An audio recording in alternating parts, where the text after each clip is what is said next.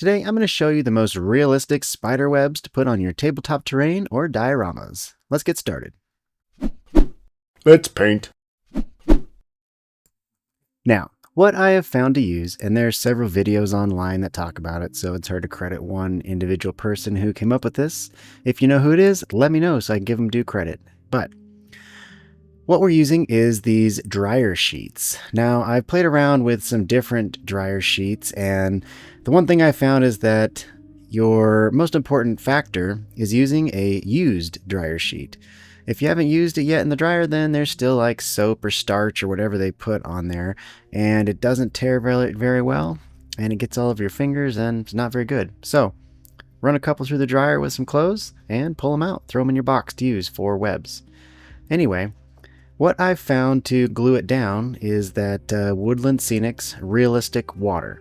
Love the stuff, dries quick, dries clear, and you can't even tell that it was glued on there or used.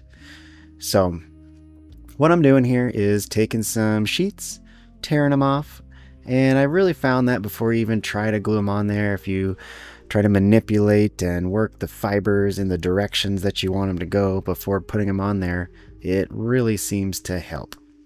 And once you slap it on there, you can use that realistic water and an old brush to kind of finesse it and almost paint it into position. Once it dries, it seems to be there to stay.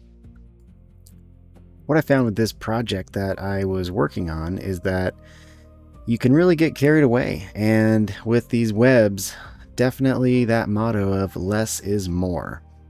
So by the time I was done with this model, it almost looked like a spider cavern, which is not what I was going for. I ended up pulling a bunch of them off and really just keeping a few little bits for accent. And that's it. Simple, easy webs.